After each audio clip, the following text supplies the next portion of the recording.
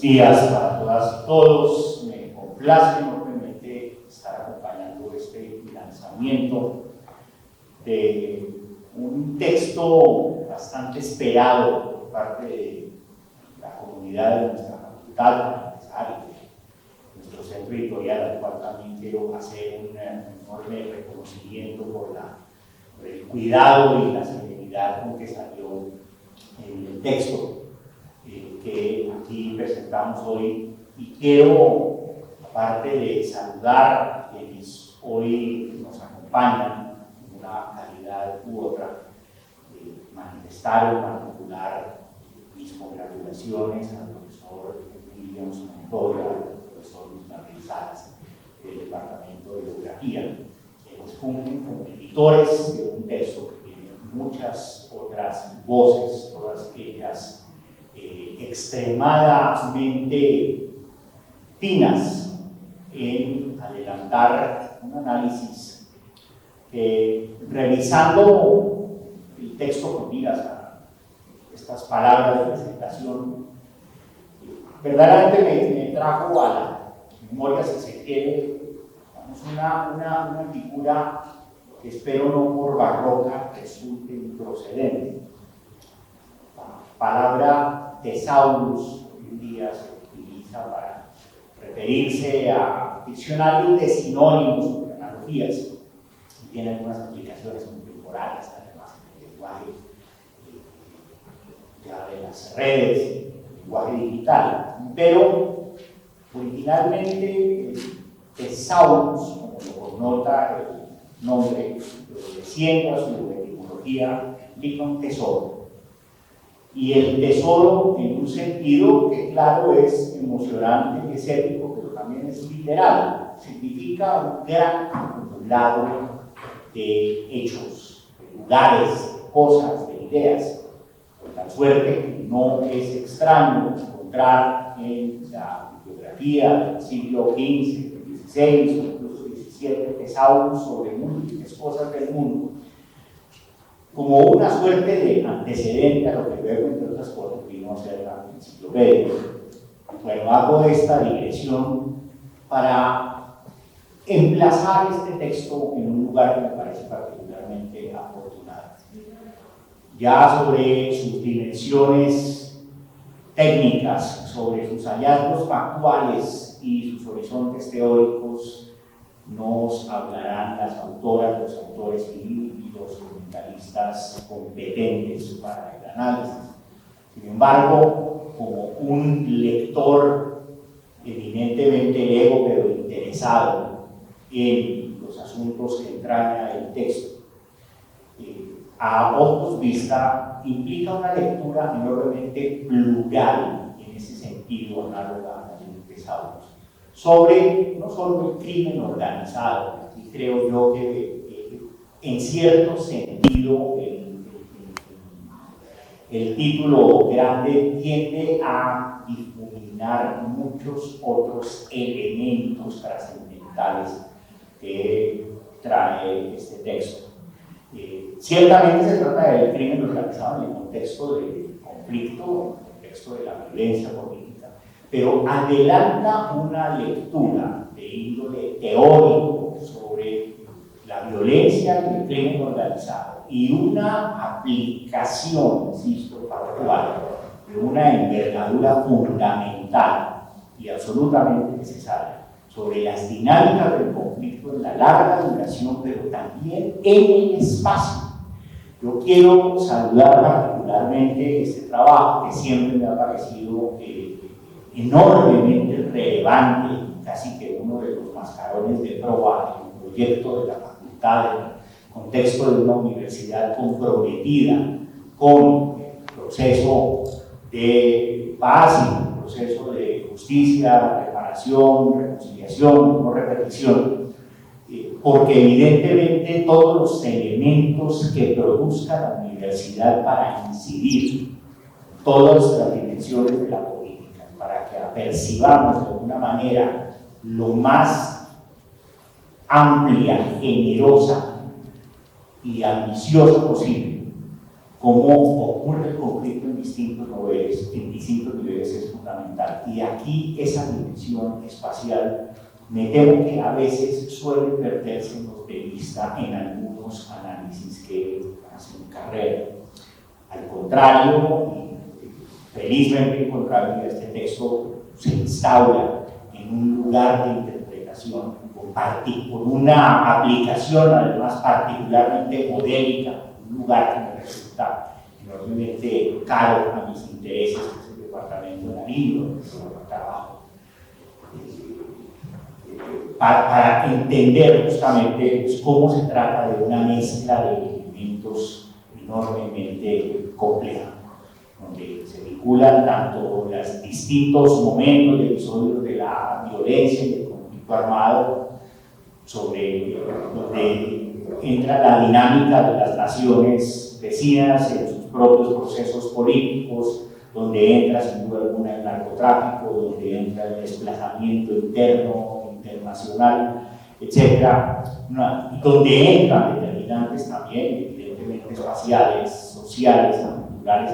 Es decir, se trata de una lectura que en el sentido trascendente no se circunscribe exclusivamente al dominio privativo de la geografía. Se trata de una lectura que es enormemente benéfica, interesante para todos los ámbitos de las disciplinas sociales y humanas, para empezar, con importantes aplicaciones en la política, con importantes aplicaciones en el análisis jurídico, y en ese sentido se trata del comienzo, ojalá, de una obra que pueda lanzar distintos esquemas en los próximos años y que sean tanto más fértiles.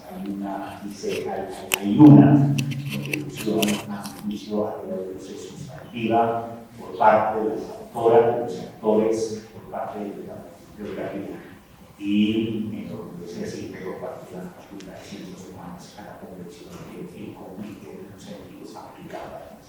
Muchísimas gracias y enhorabuena, profesor Montoya, profesor Salas.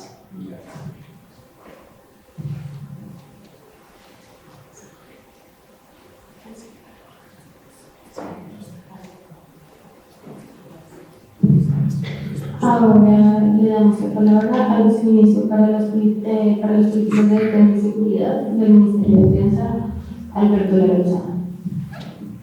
Disculpo de antemano al viceministro Alberto Lara, que sufrió un debate político y no podemos tenerlo presente hoy, pero creo que más Entonces le damos la palabra a Gustavo Salazar, magistrado de la Jurisdicción Especial para la Paz y quien ha sido miembro del equipo jurídico de la Oficina de la Subcomisionada para la Paz. Bien, muchas gracias. Voy a leer el texto, no más de 6 minutos para ordenar las ideas. Dividiré el presente texto en 2 partes. La primera, una introducción y consideraciones generales, y en el segundo lugar realizaré un repaso de las conclusiones incluidas en el artículo incluido a mi nombre en el presente libro. El proceso de paz suscrito en el 2016, a pesar de haber marcado un hito en su concepción y de haber sido brindado por un robusto marco normativo, sostenido por una delicada y instituciones de competencias entretejidas, vive momentos difíciles. La resistencia a la paz de parte de amplios grupos y sectores inmiscuidos en aparatos criminales y por ende en graves crímenes, excluidos de manera incomprensible de competencias judiciales obligadas o gozando de la inactividad judicial y como sostentadores del statu quo que en muchas regiones está íntimamente ligado con el crimen organizado, ha servido de caldo de cultivo para que permanezcan, se reciclen, transformen y acomoden nuevos actores de violencia. La parsimonia estatal, tanto en la comprensión de la complejidad de los actores, su subjetividad, como de las condiciones objetivas que permiten su perpetuación, debe actuarse pronto y debidamente, constituye un enorme riesgo no solo para la debida consolidación del proceso de paz, sino para la existencia y logro del objetivo de la nación como comunidad política, que es el disfrute de una vida tranquila.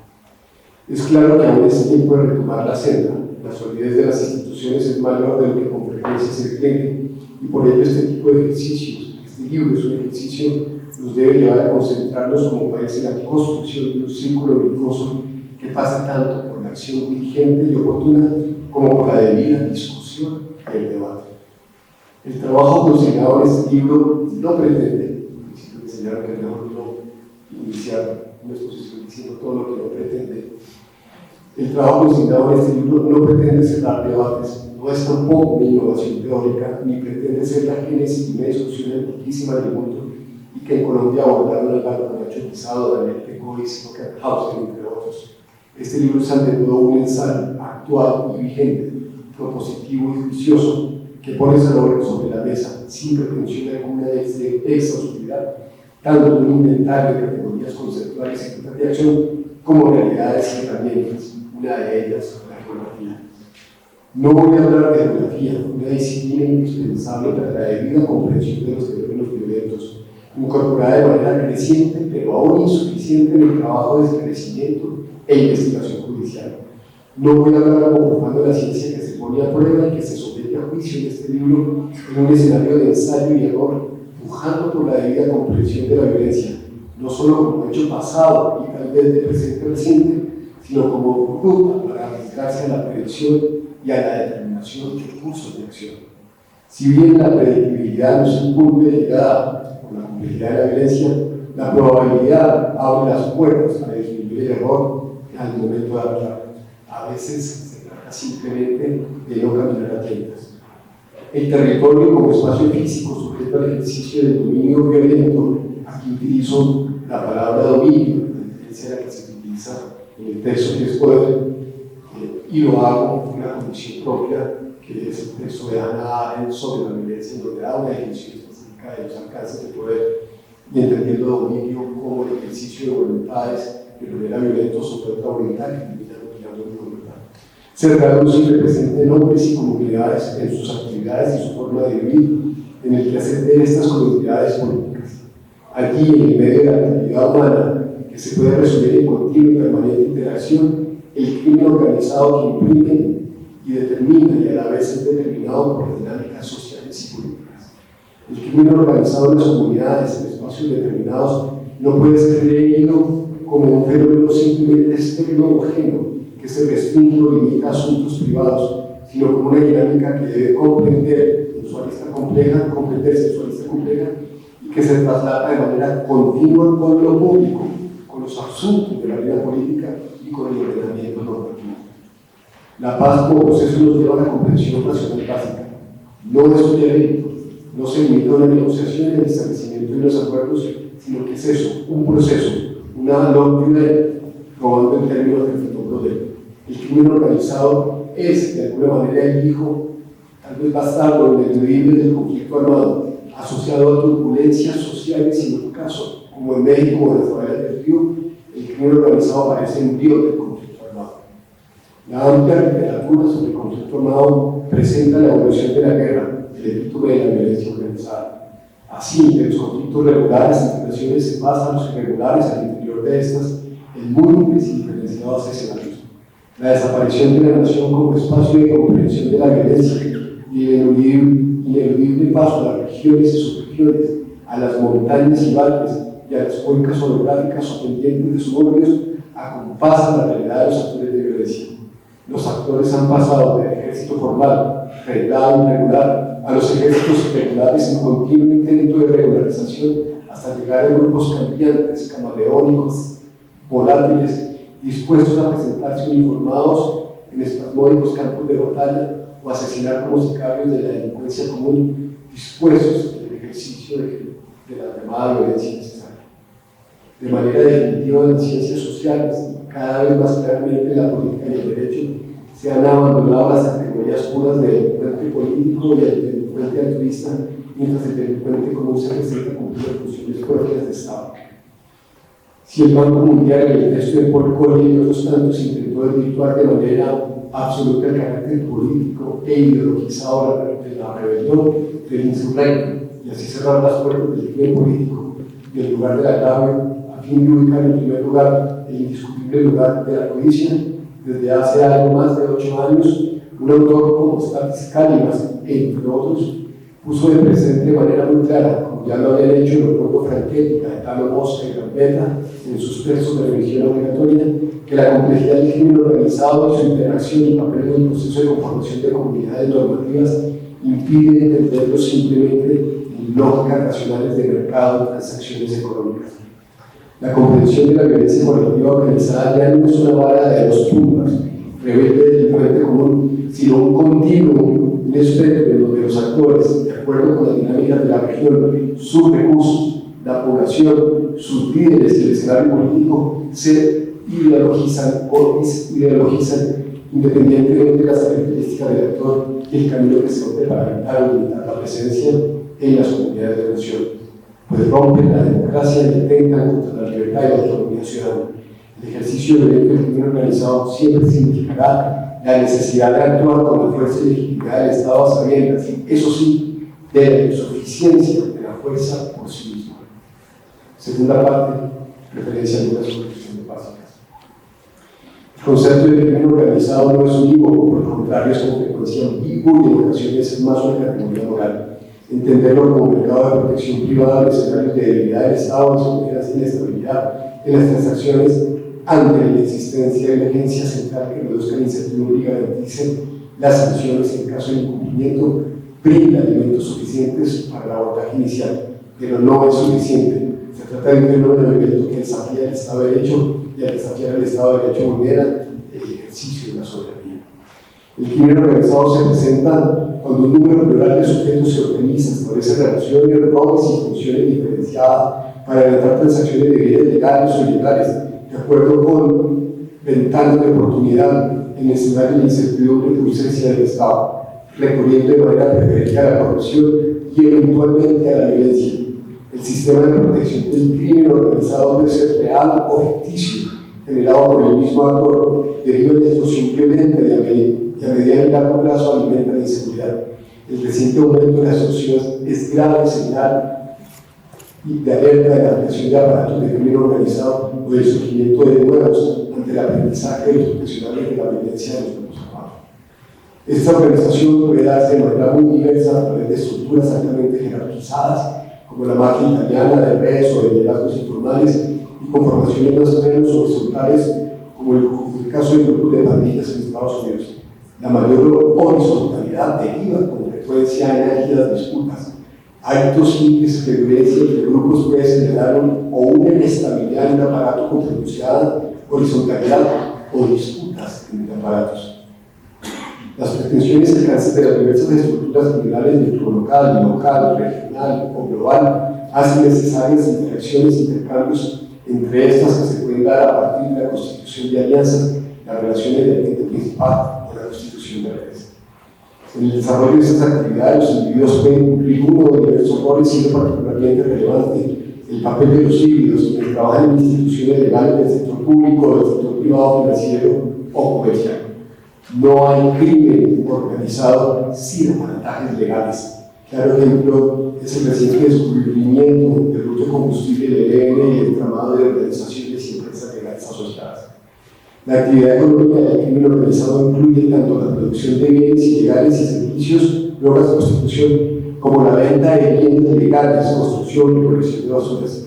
Estas actividades registran elevados costos de transacción ante los riesgos y las incertidumbres, por lo que tienden a conformarse en monopolios o oligopolios y a generar economías de escala. El crimen organizado no es igual al narcotráfico ni es igual a actividades ilícitas o bienes ilícitos. En Tuluá, por ejemplo, una gravísima presencia de crimen organizado, el cartel del norte del Valle y la banda de la Inmaculada, entre otros, estos grupos derivan ingentes recursos del transporte de carga, así como de la venta y comercio de cebolla, ajo, tomate, entre otros. El Estado debe estar particularmente en las actividades grises, como casinos, burdeles, moteles o actividades no regularizadas como el mototaxi y ventas ambulantes, por ser claramente susceptibles de apropiación de sus rentas por parte del crimen organizado. La incertidumbre está determinada por la interrupción que de estas transacciones hace el Estado, por lo que los contratos y transacciones no pueden ser reposados, asegurados o formalizados, lo cual plantea el desafío de superar los problemas de cooperación y de falta de confianza. Estos problemas se solucionan o pretenden minimizar a parte de construcción de grupos de cercanos, familiares, amigos, vecinos, o a partir del ejercicio de la violencia. Todo investigador sabe que el primer círculo de confianza es la familia y la vecindad para la protección, como parte de la construcción del patrimonio. La familia Castaño, por ejemplo, reclutó a la mafia, los Arroyave, a los Roldán, a Don Mario, el clan del Golfo en su grupo original, proveniente del mismo Ejército Popular de Liberación, eran los hermanos de Juan y Otto, y Sangre Uspa. La actividad del crimen organizado necesita adecuadas relaciones y redes sociales para facilitar la cooperación, por lo que además de ser necesario el capital físico, dinero y bienes, el capital humano, conocimiento y habilidades, es ineludible el capital social para aumentar la confianza y disminuir el uso de la violencia. El capital social se produce bien sea por proximidad geográfica, el vecino, como por proximidad social, la familia. Al igual que los conflictos armados, el crimen organizado debe reclutar, entrenar, monitorear, recompensar y sancionar a los miembros individuales a fin de garantizar la integridad de la estructura, cohesión y efectividad, evitar la fragmentación y desafiar la competencia. Los objetivos se logran tanto a través de la violencia y la generación de incentivos como a partir de la generación de identidad que puede tomar el carácter de laudados, habituales de ilusión. Al ser la violencia un recurso frecuente, el crimen organizado requiere profesionales de la violencia. Los niveles de violencia ejercidos pueden llegar a ser asimilables a los de una guerra civil incapaz de ser contenida por el Estado. El Estado debe monitorear de manera más rigurosa a los profesionales de la violencia en el marco de los procesos de paz y evitar en lo posible su nuevo reclutamiento. A pesar de la frecuencia de la violencia necesaria y la presencia del crimen organizado, no hay relación causal suficiente entre estos, pues al contrario, las organizaciones del crimen organizado tratarán de ejecutar la menor violencia posible, de tal manera que la violencia no es un rasgo común en los mercados ilegales, mientras sí lo es la corrupción. Bajos indicadores de violencia, aquí llamo la atención, pueden significar simplemente hegemonía criminal, como fue el caso de la gobernabilidad. La violencia contra las comunidades y sus líderes es síntoma claro del establecimiento de aparatos criminales con pretensión de dominio o de la disputa entre aparatos. No hay posibilidad de permanencia del crimen organizado sin altos niveles de coacción y hasta de cooptación de comunidades. El crimen organizado hará todo lo posible por no confrontar al Estado. Es demasiado costoso. Por eso los ceses de violencia, los ceses al fuego, si no están debidamente condicionados y monitoreados, pueden traducirse simplemente en disminución de costos para la actividad criminal. Muchas gracias.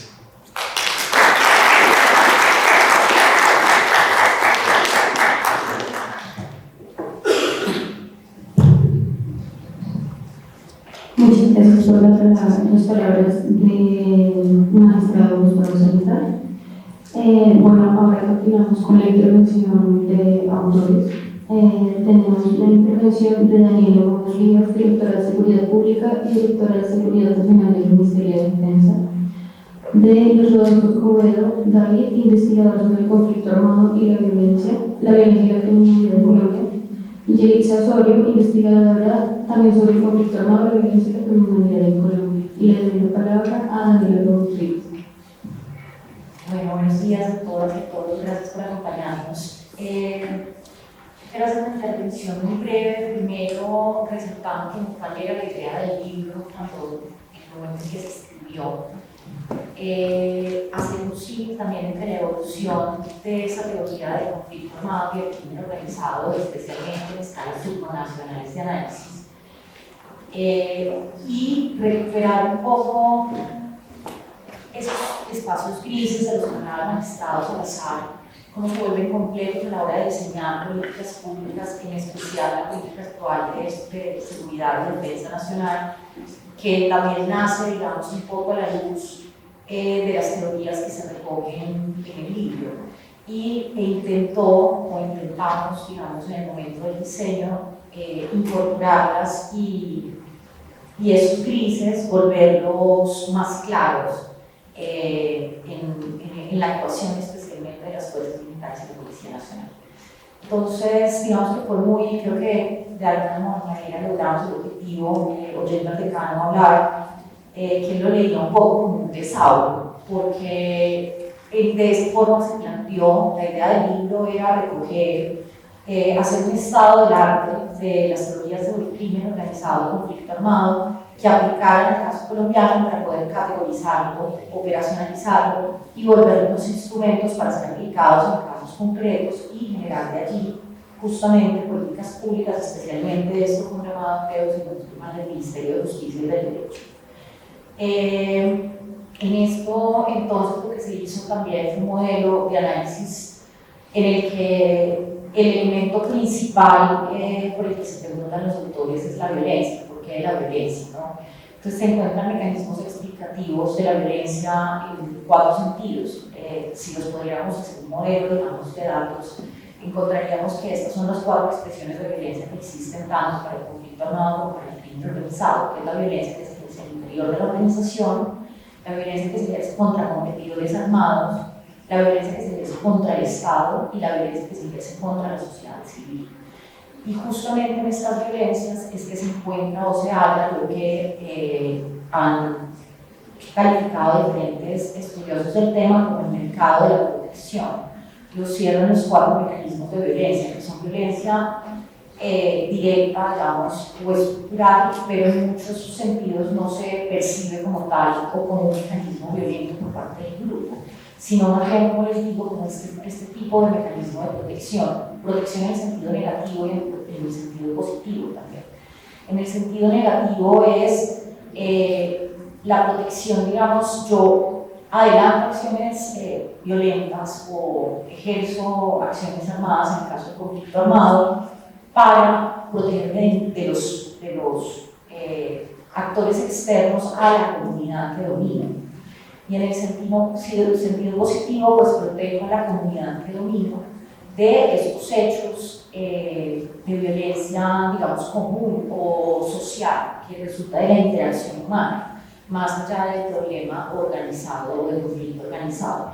Y esto es, digamos, curioso porque actualmente, sobre todo en el contexto colombiano, tenemos 2 teorías o 2 corrientes teóricas que se unen, que es la corriente teórica del conflicto armado por un lado y la del crimen organizado. Y en este gris que les contábamos, en un poco lograr hacer las líneas divisorias entre uno y otro, que justo hoy nos encontramos, digamos, en un escenario paradójico, si se quiere, por las iniciativas que tiene el gobierno frente a la paz total y las intenciones de negociar con diferentes actores a los que la sociedad es complicado catalogar si son un crimen organizado o grupos insurgentes. Y esto no es gratis, es justamente porque tanto el fenómeno, digamos, puntual se mezcla en el contexto colombiano, pero además porque hoy tenemos también una mezcla justamente de las teorías para comprenderlo. Así, a pesar de que la guerra como campo de análisis es muy anterior al crimen organizado, se encuentran, digamos, teóricos desde el siglo XIV y de muchísimo antes, incluso de los griegos, etc., no encontramos tal para el crimen organizado. El crimen organizado surge, la teoría del crimen organizado surge en los 50 y está derivada mucho en la corriente de economía criminal. Y esto ha logrado que el conflicto armado también pase a otros estadios de análisis y se alimente conjuntamente. Hasta el 2005-2006, en la academia, digamos, en las corrientes académicas del conflicto armado mundial, se empieza a hablar de variaciones subnacionales del conflicto de manera sistemática. En Colombia ya teníamos una gran tradición de estudios de violencia armada, en el cual era común leer las descripciones de las variaciones subnacionales de la violencia, ¿no? Los informes regionales de conflicto, etc. Pero esto no domina en la Academia Mundial, sino hasta bien adentro del siglo XXI, cuando justamente se traen los elementos de la economía criminal para el estudio del crimen del conflicto armado, y esto hace que no solamente hablemos de variaciones subnacionales de la violencia, sino además también de las mezclas de los mecanismos coercitivos que buscan una conquista, digamos, de territorio o régimen político, y las variaciones, digamos, ya de estos grupos que solo buscan réditos. Y ahí es cuando empieza a hacerse muy gris la línea. En ese sentido, por ejemplo, se habla en el libro de los tipos de lobby violento, y esto para hablar cómo Colombia es un caso excepcional, tanto para hablar de conflicto armado como de crimen organizado, justamente por esta entremezcla que hay entre los dos fenómenos. Y Lessing, por ejemplo, es uno de los autores que más ha avanzado en los tipos de lobby violento o de estrategias que se quieren para combatir el Estado. Lo decía muy bien Gustavo, en el crimen organizado la violencia suele ser última ratio, mucho más contra el Estado. Es decir, lo que vivimos aquí en los 90 de los carteles de narcotráfico no es normal, no es típico y va en contra de lo que se ha teorizado tradicionalmente desde el crimen organizado desde los 50 hasta hoy. Él lo ve en México y Colombia como casos atípicos. No es normal la guerra de los carteles contra el Estado. Y esto lo contamos en diversos ejemplos teóricos que se han constituido. Un poco entonces el objetivo del libro era cómo podemos hacer un marco teórico, un marco analítico que permita encajar las realidades colombianas desde lo local para realizar intervenciones diferenciales por parte del Estado. En eso, digamos, creo que la política de seguridad y defensa nacional que se construyó por parte del Ministerio de Defensa durante el periodo del último año, que se lanzó en abril, creo que intenta un poco pasar y recoger estos avances de la teoría e integrarlos a la política pública, especialmente en dos aspectos.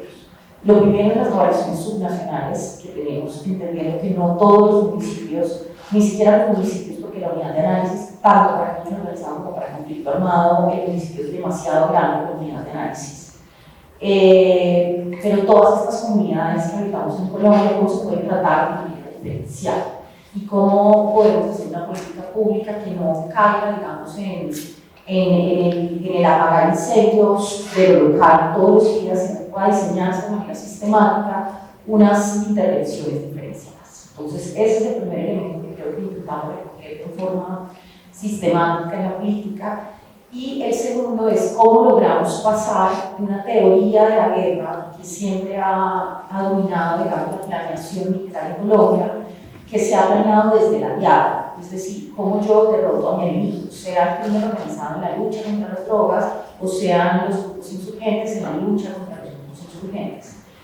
¿Cómo pasamos de esa diada a una triada? Porque realmente el dominio, el control territorial, sobre todo cuando se habla de crimen organizado, no depende de la diada, de la confrontación mía con mi adversario, depende de la triada, es decir, de la relación que tenemos entre adversarios y estos con la sociedad. Y allí es importante justamente lo que mencionábamos del mercado de la protección. Y es cómo logro yo brindar a una comunidad pequeña desde lo local un mercado de la protección que sea eficiente y efectivo.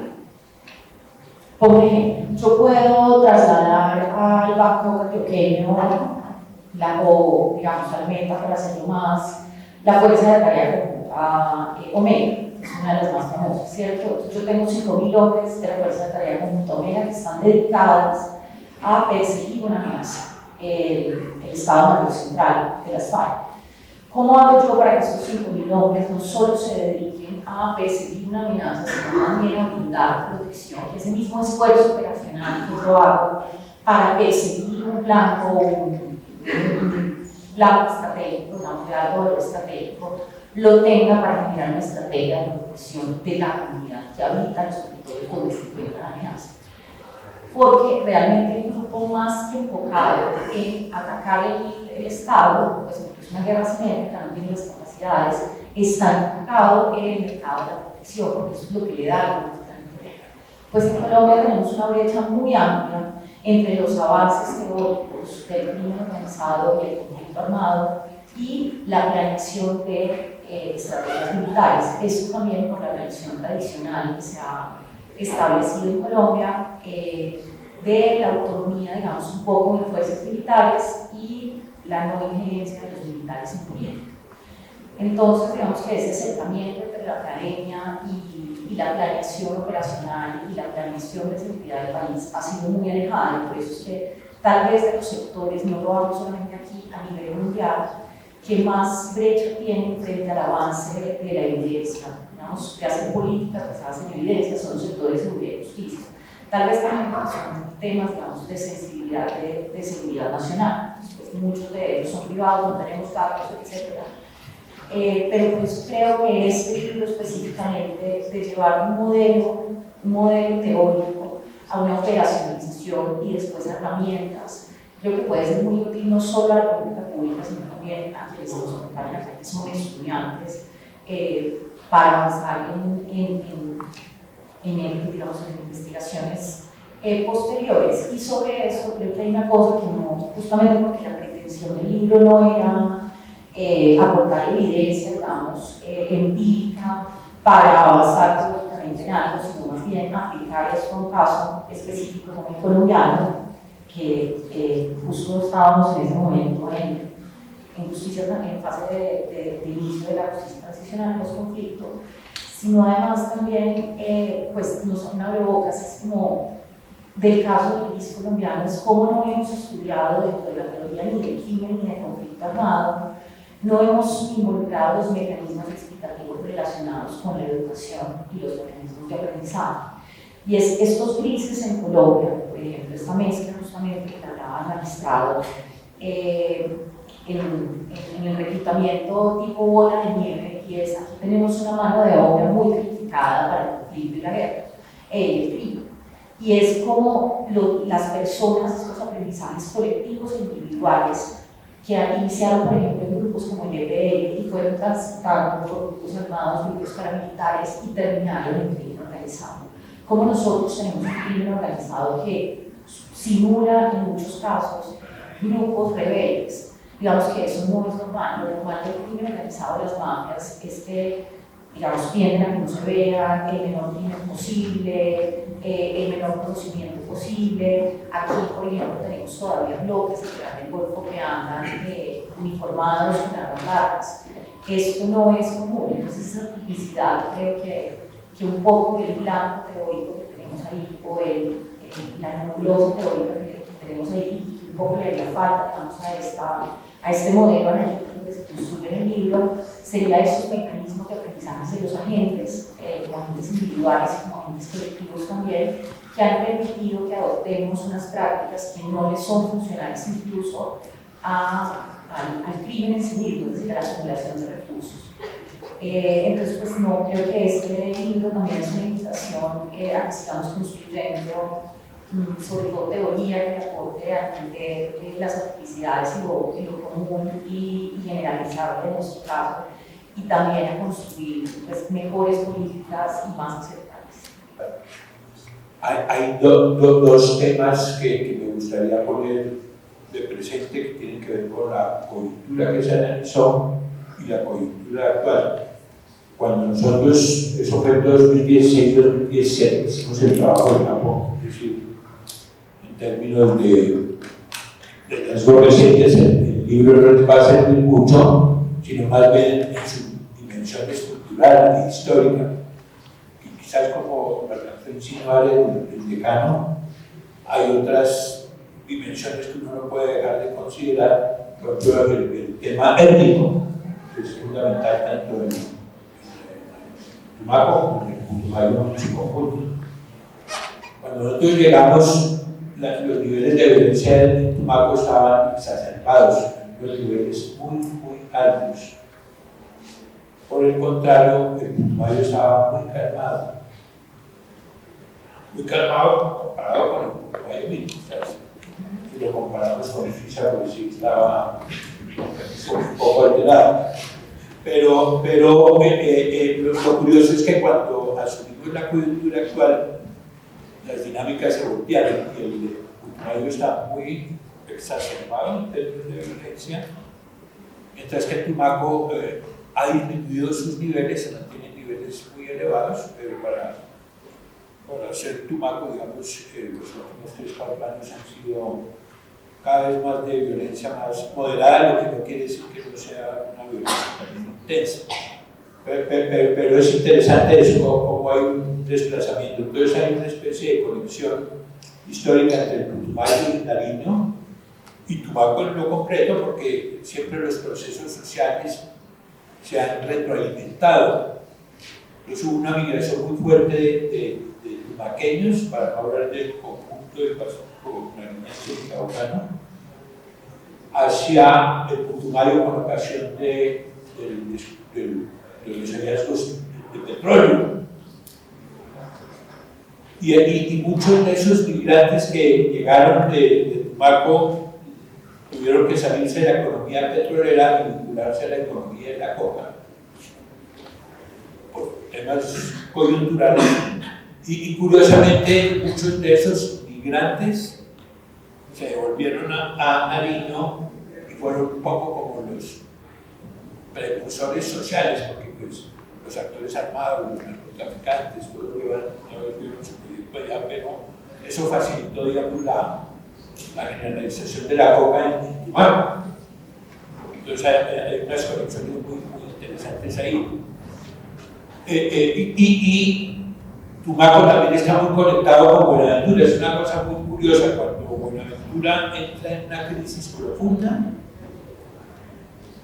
Tumaco tiende a estar calmado. Eso es una evidencia que uno puede mirar a partir de las cifras, que tiene mucho que ver con las dinámicas criminales. Y cuando se exacerba Tumaco, se calma Buenaventura. Incluso uno, a veces hemos llegado al extremo que llegamos a Buenaventura y a uno le dicen a uno, ¿para qué vino? Es que aquí ya la cosa se calmó. Entonces hay mucho crimen organizado, pero niveles de violencia muy bajos en determinadas coyunturas. Entonces hay que ver cómo la situación en Buenaventura ahora se volvió muy crítica y el Tumaco está algo calmado, no obstante que las dinámicas de Tumaco siguen siendo muy complejas. Es un primer elemento. Un segundo elemento que a veces pasa desapercibido y que yo no sé cómo adaptar a los elementos teóricos es un poco el pasado, digámoslo así. Hay un fenómeno que es de mucho interés para comprender las dinámicas de Tumaco como para comprender las dinámicas del Pacífico en su conjunto y aún del departamento del Cauca. Es que cuando nosotros miramos el pasado, en términos de crimen organizado, lo más marcado fueron los rastrojos, que a su vez son herederos de toda una situación anterior muy compleja, digamos, de analizar los rastrojos como una categoría vinculada a los grupos armados organizados y a las FARC. Entonces ahora hay una especie de fusión que Tumaco en cierta manera es eso, ¿no? Que en un momento dado las FARC se expanden, etc., llegan al bloque libertador del sur, tienen unas confrontaciones muy fuertes entre esas dos agrupaciones, los niveles de violencia se intensifican demasiado, y cuando viene el proceso de paz con los paramilitares hay un recambio y se instalan unas nuevas categorías.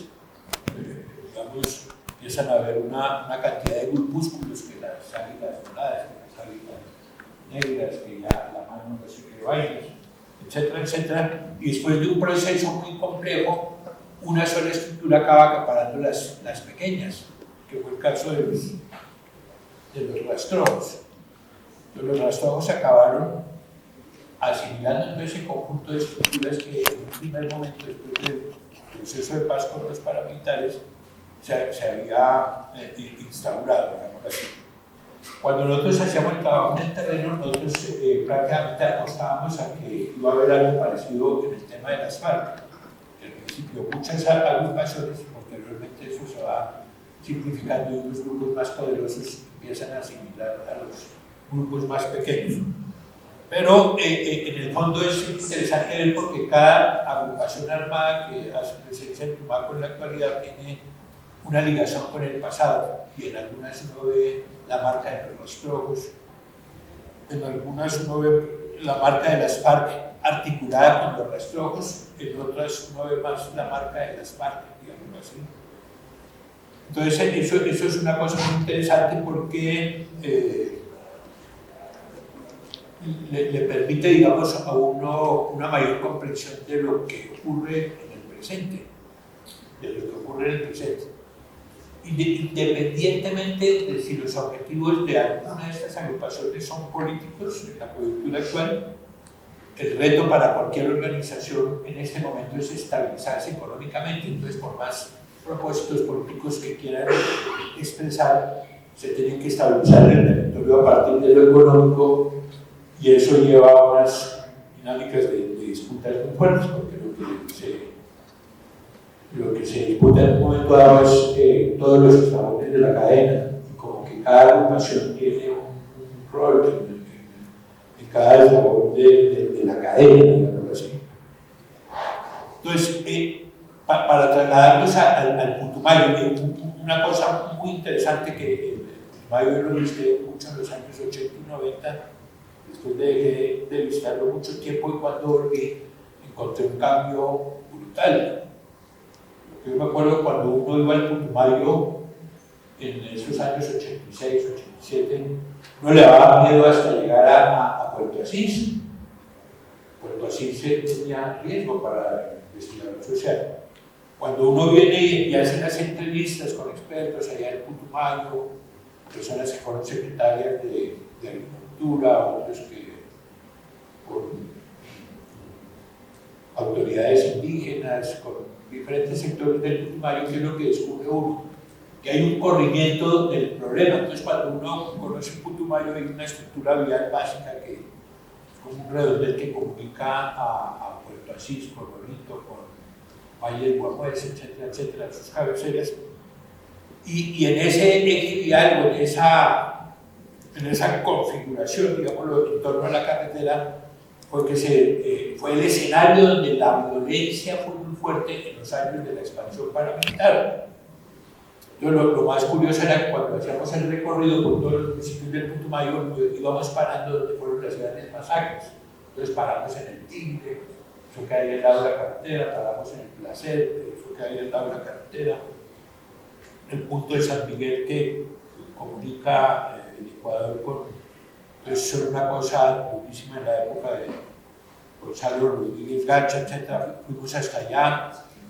Todo eso ya mucho más calmado, y cuando uno hablaba con los entrevistados, más o menos le decían, no, es que la violencia se fue más a lo profundo.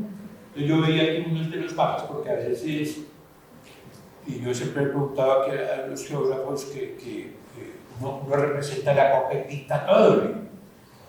Y uno dice, carajo, pero entonces ¿dónde no hay coca? Y cuando uno va en carro no ve nada de coca. Uno dice, ¿cómo es esta cosa, no?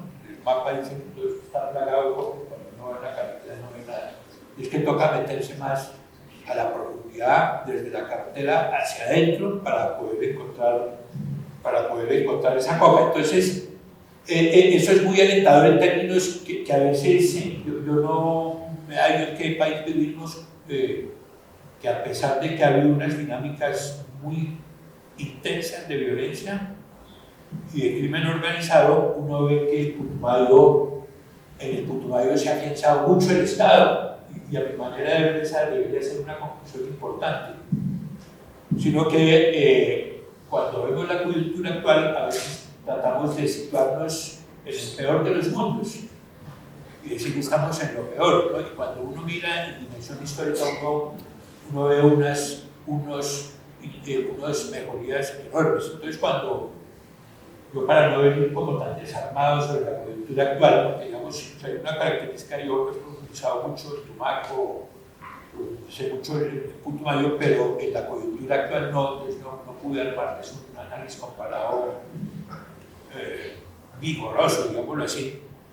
Pero que ve uno, cuando uno cruza las curvas, entonces uno ve Puerto Guzmán, Puerto Caicedo y Puerto Larguízamo con inclinaciones muy hacia arriba, en las dinámicas de violencia.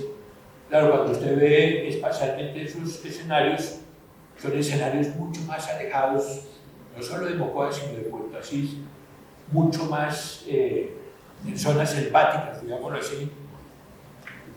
Y para comprender esas dinámicas desde Puerto Asís muchas veces es difícil, porque generalmente las personas que uno puede entrevistar y que conocen a profundidad los escenarios donde la violencia es muy intensa, pues no los encuentra uno muy fácilmente.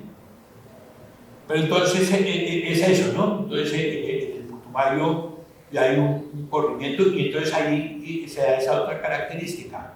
Una de las estructuras predominantes en la actualidad es hija de una fusión de las FARC y los herederos de los rastrojos, es decir, de la CONSTRU, de lo que después se llamó lo CONSTRU. Y esa fusión es la que se estructura en los comandos de la frontera. Que cuando uno lo ve en los mapas actuales, ellos van por todo el entorno del río, de hecho ellos controlan el río Putumayo. Cuando usted ve más el Carolina Ramírez, que es como el más vinculado a esta estructura del primer frente, etc., controla es más el río Caquetá. Entonces eso es muy importante porque, bueno, entre los dos hay muchas siembras, y la confrontación se ha concentrado más por un lado en Puerto Leguízamo, es cierto, pero sobre todo en Puerto Guzmán y en Puerto Caicedo, que quizás cuando íbamos en los años 80 eran zonas de las que se hablaban un poco porque allá la confrontación y la violencia no era tan marcada. La violencia era muy marcada en Puerto Asís, en Valle del Guagüez, en Orito y en San Miguel. Ahora, entonces, para atarlo a las dinámicas actuales, cuando uno coge Colombia hoy, entonces, ELN es nororiente, eso es Arauca, Catatumbo, y se ha expandido hasta Chichá, digamos así, uno lo ve claro en los mapas, etcétera, etcétera.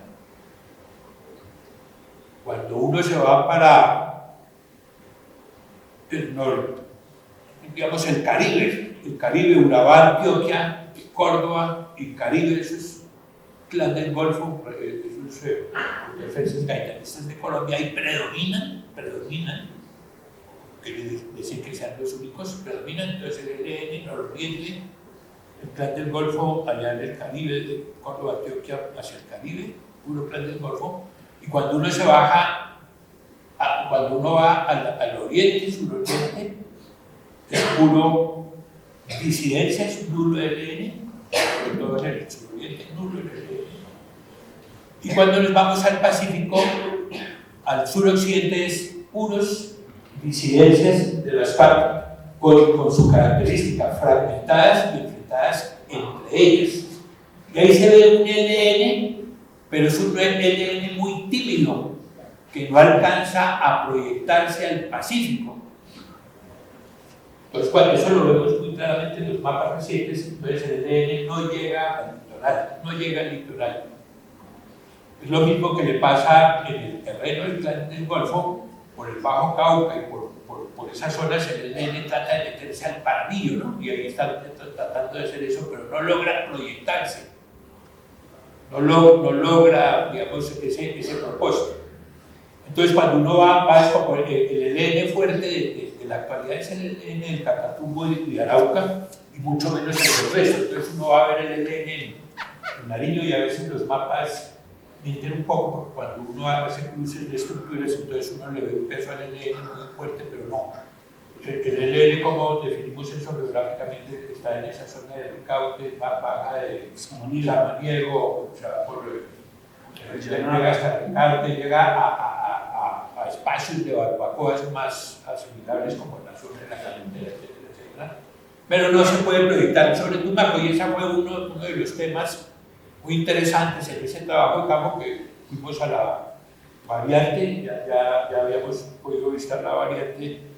Y ahí reconstruimos una disputa que hubo entre las FARC y el ELN, que es lo que explica por qué el ELN no llega al litoral, o no tiene capacidad de llegar al litoral. Y prácticamente el ELN fue borrado de Tumaco y no ha logrado rehacerse, ¿no? En Tumaco, no tiene la fuerza, digamos, para hacerse ahí. Entonces, esta zona que nos tocó estudiar hace parte como ese suroccidente donde lo que predominan son las disidencias de las FARC y en algunos sectores más hacia la parte montañosa alcanza a estar el ELN, pero que no alcanza a ser media, digamos, a esas organizaciones que predominan. Y una cosa que me llama mucho la atención es que por la presencia de Romaña en el espacio territorial de la variante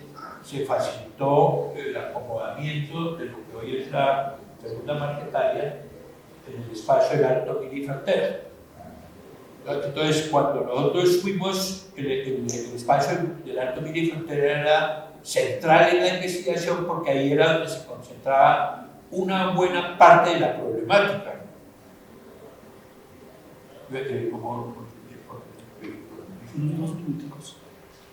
No, entonces, entonces ahí hay me llama la atención lo que dijo el doctor Páramo, porque eso es algo que hay que dejarles a ustedes de lección. El problema del crimen étnico para superar el problema del crimen. Yo vi cosas muy curiosas porque la esencia del problema, ¿cuál es? Hay un territorio colectivo que es el Alto Miri Frontera, que es un territorio colectivo que ancestralmente fue de las comunidades negras, pero que ya los palmeros y otros grupos sociales habían invadido antes de que esto fuera reconocido por la Constitución. Cuando viene el Plan Colombia y golpea mucho al Putumayo, hay una migración de colonos, cultivadores y raspachines desde el Caquetá y el Putumayo hacia Tumaco, para que no complejicemos el tema en el conjunto del Pacífico nariñense y el Pacífico es un conjunto, digámoslo así, y bajo el amparo de las FARC ocupan el territorio colectivo y entonces vienen unos problemas muy fuertes entre la estructura armada y las autoridades étnicas, no solo en el Alto Miri Frontera, también en los resguardos Aguar. Por eso esos años de los 90 y principios de los 2000 son los años de las grandes masacres Aguar. Así eliminan autoridades muy importantes para afianzarse en esos territorios. Entonces, la comprensión de esos temas étnicos es fundamental para darle una solución al crimen organizado, porque había un funcionario, no doy su nombre, entonces me lo contaba en Tumaco, y dijo, no, es que yo ya solucioné el problema, ya les tenemos los cultivos a los colonos, la sustitución de cultivos. Resulta que ellos han invadido un territorio étnico, amparados por las FARC, y ese problema está lejos de ser solucionado. Y no sé, el Estado, ni antes ni ahora, ha tenido la capacidad de visualizar que es un tema principalmente ético que pasa por el crimen organizado. Una de las cosas que más lo golpean a uno en estos escenarios es entender cómo los indígenas Aguar, o entre los indígenas Aguar surgieron los sicarios que asesinaron a su propio pueblo, es decir, los que dispararon a todos estos, y en las masacres y todo esto de los Aguar, fueron mismos Aguar.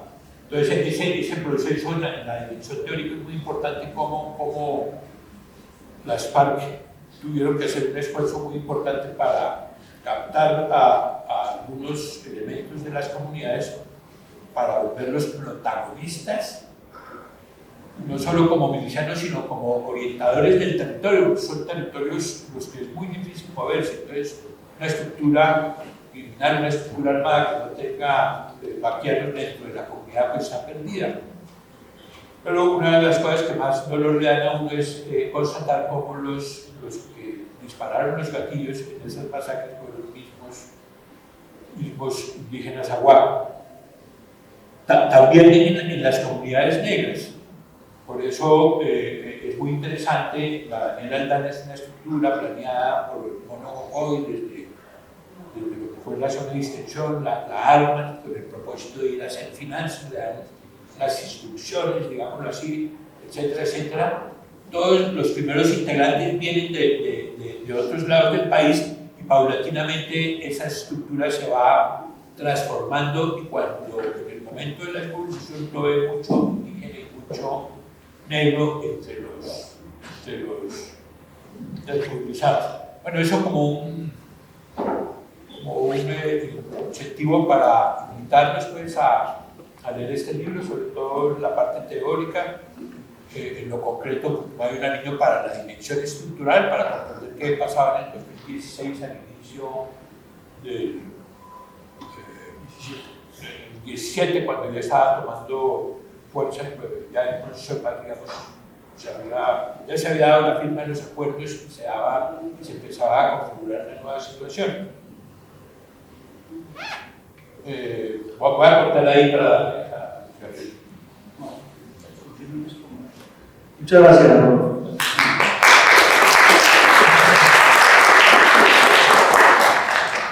Bueno, ahora le damos la palabra a Jenny Osorio. Buenos días. Bueno, este artículo lo desarrollamos con Juan David Delgado, docente de la Universidad Nacional, y yo en ese momento estaba en otro proyecto y no tenía que empezar un proyecto de investigación con el grupo y con otro proyecto que no tenía que ver con conflictos. Ahorita un poco, en lo que estoy, que es en la unidad de restitución de tierras, como analista de contexto, y mirando y revisando el artículo que desarrollamos con Juan David, tiene que ver con periodización de territorios y continuidad del conflicto en Colombia, donde hacemos un balance historiográfico. Me encuentro que tiene todo que ver con lo que estoy desarrollando como analista de contexto, ¿no? Y que esta revisión historiográfica y este balance, que hay diferentes también balances historiográficos, pero en esta lo que buscamos hacer fue revisar qué se ha escrito a grosso modo de la violencia y cómo se ha escrito. Y establecemos además unas periodizaciones, 4 o 5 periodizaciones del conflicto armado, y son, digamos que estas diferentes periodizaciones son coincidentes, ¿no? En el cómo y en el que se ha escrito y cómo ha cambiado el estudio de la violencia del conflicto armado.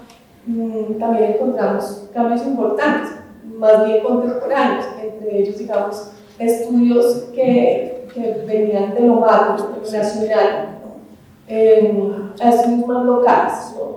Y a estudios también en términos de identidades, también en términos de enfoques, ¿no? Enfoques de género. También ha dado un viraje, digamos que el estudio del conflicto armado frente a cómo se estudia, y me ha interesado ahora, por ejemplo, integrar el enfoque de género, integrar también, por ejemplo, el giro espacial, que es el ejercicio, digamos, que se está haciendo en este momento, o en este libro, como tal, ¿no? Y bueno, digamos que como se inicia un poco el artículo, iniciamos el artículo, es describiendo un caso particular en una zona del municipio de Turbo, muy particular, ¿no? Donde ocurre un hecho de despojo, ¿no? Y abandono forzado, que luego pues decimos es un arquetipo de la violencia contemporánea, ¿no? Que se repite en diferentes lugares. Esto pasó en Turbo, en Tulapas, pero ha pasado en muchos otros municipios, y no en la escala tan municipio como en la escala también veredal, ¿no? Y así allá van los estudios, ¿no? Eso hacemos, por ejemplo, en la unidad de restitución de tierras y en el grupo de análisis de contexto.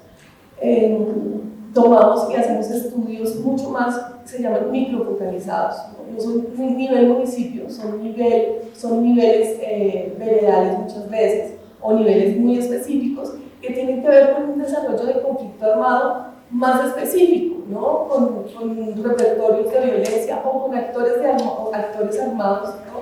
Que ejercieron unos repertorios de violencia específicos.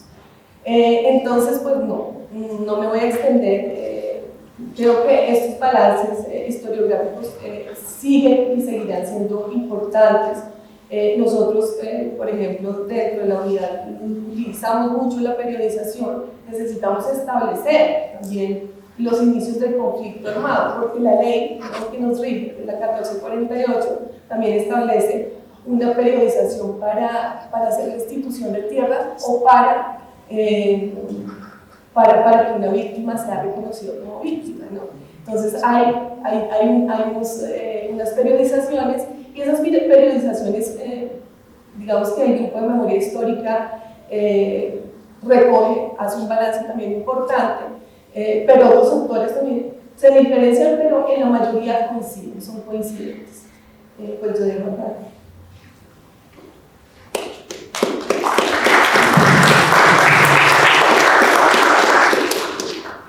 Bueno, ahora le damos la palabra, yo voy a exportar.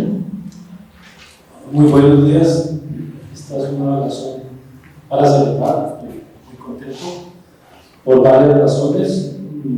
Una de ellas es que es el momento final de un proceso que es bastante largo. Estaban aquí comentando los autores de procesos que arrancaron en el 2016, por ejemplo, menos con el campo. Este libro es el conjunto de dos proyectos, realmente un proyecto que he hecho en el 2019, creo, y otro proyecto del 2021, que es el que trabajó Yelitza y mi persona. Entonces es un proceso largo, relativamente dispendioso, que invita a la participación de muchas personas, por supuesto de los autores, a los cuales les doy agradecimiento por su participación, también de la facultad, de la decanatura, de la vicedecantura de investigación, que era destacarlo de las publicaciones de la facultad, que son de las más meritorias, diría yo, de la universidad y del medio académico. También el trabajo muy grande de Catalina, que dirige el centro editorial, el profesor Juan Darío, que dirige el centro editorial y que estuvo también acá con un poco del proceso administrativo.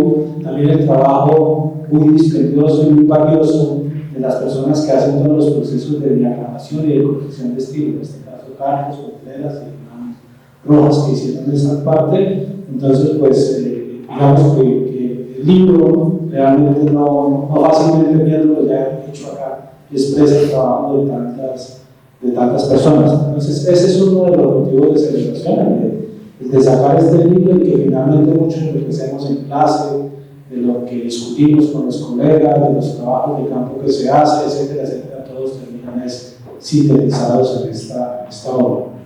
Hay otro motivo de regocijo que está asociado con la presencia aquí al lado de Yelitza. Yo sé que entiendo yo que la mayor parte de los asistentes a los cuales me agradezco haber venido acá, porque eso es bien meritorio, digamos, son geólogos, ¿cierto? Son estudiantes de geografía. Yelitza es egresada del departamento de geografía, de doctorado, al igual que Juan David, los autores. Y la razón por la que lo estoy mencionando y me tiene muy contento es que esta semana nosotros estamos también celebrando los 30 años de la primera cohorte del programa de geografía. O sea, hace 30 años empezaron los primeros estudiantes del programa de geografía, entraron acá en 1993. No sé la semana, esta semana no sé en ese momento cuál semana sería de verdad, de los que entraban en el primer semestre, que entraban en el segundo semestre, en esa época era anual, ¿cierto? A partir del 2008 es extra. Entonces, pues un saludo para todos los que están en el programa de geografía, para todos los que entran. Imagino que aquí hay muchos estudiantes de los primeros semestres, también de posgrado, ¿cierto? Del doctorado, de los 4 estudiantes de doctorado que comienzan acá. Los posgrados comenzamos en el 2008. Entonces es muy satisfactorio porque la publicación es también, pensaba ahorita cuando hablaban los colegas, es también, por una parte, los geógrafos interactuando con otras disciplinas para hablar sobre el problema del conflicto armado, ¿cierto? Y por otro lado, los geógrafos diciendo cosas, ¿cierto?, sobre el conflicto armado, que tampoco es que hayamos comenzado nosotros. Yo, si hago memoria, diría que a partir de los años 2000, uno de los trabajos primeros de los geógrafos hablando sobre el conflicto armado, por supuesto que hay otros especialistas que han hablado del conflicto armado de los años 50, de los años 60, pero los primeros geógrafos también Gustavo Montañez, quien estaba invitado a la presentación del libro, pero por razones de salud no pudo. Pues Gustavo Montañez dinamizó mucho el análisis del conflicto armado en los años 2000, 2003 publicaron varios textos sobre el conflicto armado dinamizados por él. Finalmente, simplemente invitarlos a mirar el libro. un apunte también adicional es el interés de mirar estos problemas desde una geografía política, es lo que se intenta en los apartes, en algunos de los apartes, y de esa medida de la geografía histórica, como trabaja Yelisa Popanrovil, de la geografía política, como trabaja el profesor Luis Gabriel, y lo hago los chiquitos ahí, cómo se enfrentan este tipo de